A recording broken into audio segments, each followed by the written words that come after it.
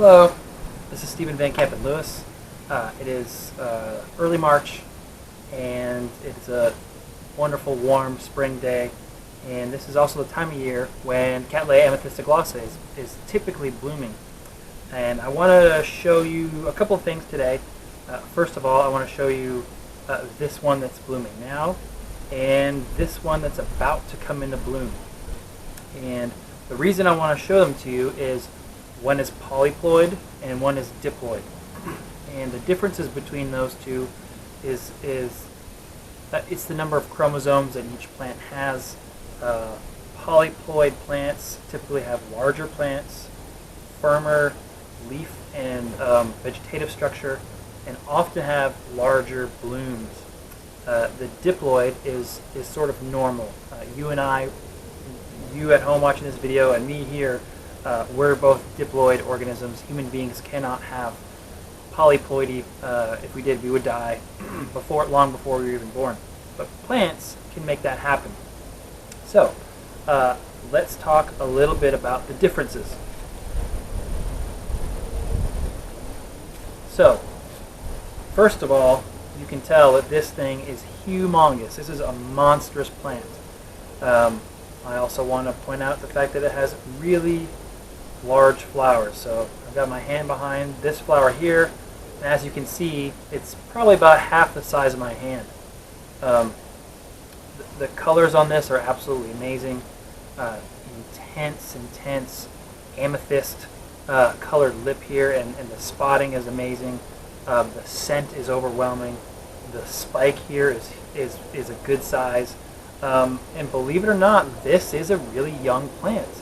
This is, I think, this is only the third year that this one has even been able to bloom, and you can see the size of the plant and the size of the pot that it's in, and the fact that if you look down here, it's about to walk outside of its pot. So this thing will keep getting bigger this way and bigger this way, and the spike here is flopping over. So that's another thing that I want to point out.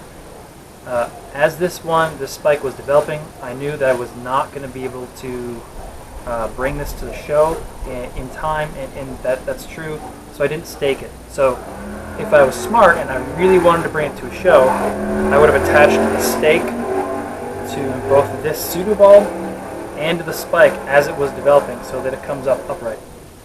And you can see how the flower has developed, or the flowers have opened and arranged themselves as though the sun is coming over the top of a leaning spike, which is what's happening. If I had this upright, you could see that it would have had a nice arrangement evenly around the spike. Now this plant, I want to point out, is the older of the two plants. In fact, I traded a division of this to a friend of mine in the middle of 2019. This one is a blooming size individual. It's been blooming for 4 or 5 years, whereas this one's been blooming for 3 years. This plant is, as I said earlier, it's diploid, so it's going to have smaller plants.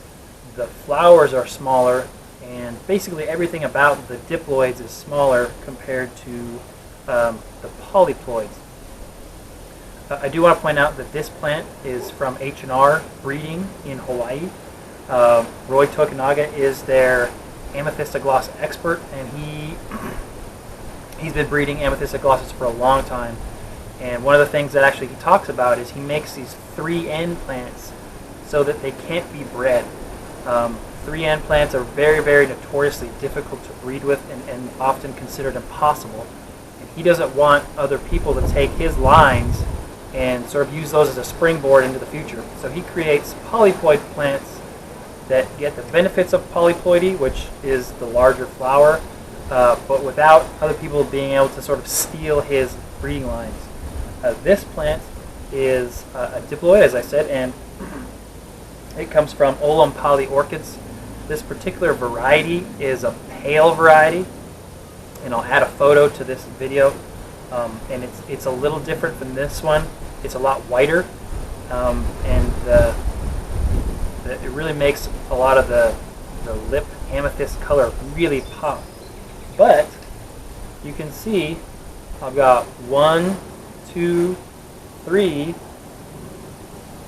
4 bloom spikes on the way. And what is particularly interesting is this particular plant is blooming from both green sheaths and a dried sheath.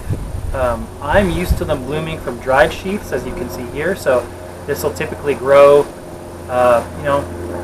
during the summer and fall, and then it'll put out a sheath, and then it'll bloom in the spring. These guys, these growths, just finished up blooming and are already popping out new blooms. So this is a very happy, healthy plant. Like I said, I chopped it up earlier, maybe 6 months ago,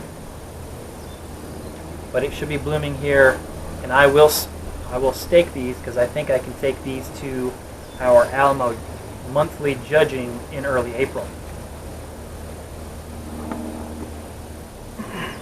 So, when caring for these plants, their care, regardless of how many chromosomes they have, the care is basically the same. As with so many of my big plants, my Cattleyas, I grow them in large grade orchiata bark in clay pots. This particular one has a lot of really big chunks in the bottom. There are also holes throughout the bottom of this pot, or throughout the sides of this pot. This is a pot for water lilies, so there's a lot of airflow in there. You can see the large grade orchiata bark on top, and then as you go down, the media gets chunkier and chunkier. This one is just orchiata bark, as well as I think I have some eco web on the very bottom of the plant. In any case, these guys dry out very quickly. They absolutely love the Texas heat during the summer, and I water them every day during the summer. They get very, very bright light. They really thrive under those conditions, and they like to dry fairly quickly, not unlike Cattleya nobilior or Walkeriana.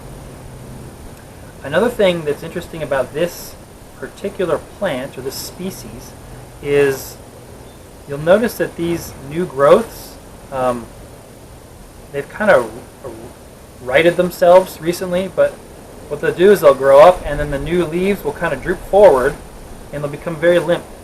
And then over time, they sort of harden, and they come back up. So you can see that these are still kind of limpy. This one is still kind of limpy, but then these older ones have righted themselves up and are fully erect. Something else to consider, a lot of the other plants or Cattleyas that I grow, and of course the Catasetums, are very, very drought tolerant. They have big fat bulbs that are used to store energy during dry periods. Bifoliate Cattleyas, typically, especially the ones that you can see have these long skinny canes, they don't do particularly well with extended periods of drought. So you're going to want to water them all year long. Another interesting thing about this particular group and a lot of other bifoliates is in nature they typically do see a drier, not totally dry, but a drier winter time, and they'll stop growing and go a little dormant for a while. These guys, if you keep watering them, they will actually grow all year round. And you can see that I've got new growths here, new growths here. This particular one is blooming on 3 new growths that grew over the winter and an old growth that grew last summer. So keep watering them, and if you have warm enough winter conditions, keep watering them throughout that period, and they'll typically put on more new growths. And with that, let's zoom in a little bit on these flowers. All right, so this is a zoomed in view of these amethystoglossa flowers. This is the polyploid version. I'm going to put my hand here again so that you can see how big it is compared to my hand. And while technology these days is pretty good, it doesn't let me share the scent with you. It's one of my favorite scents. I absolutely love it. I also want to turn this around and show you the roots growing down in the media and how they're just, this particular species has these huge, huge root systems, and they absolutely, like I said, they really love the heat.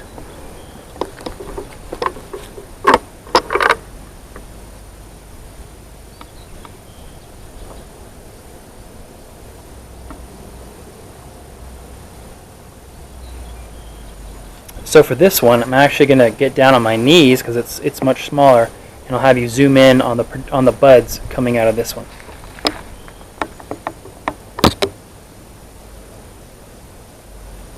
So you see I've got several spikes coming out. As I'm down here, hopefully you guys can't see it, but I notice I have some scale and some mealybugs. So this evening when the sun goes down, I'm going to come back and spray these guys with some pesticide and get rid of those things. There's nothing more embarrassing than showing up at a show with flowers with bugs, because you'll be disqualified.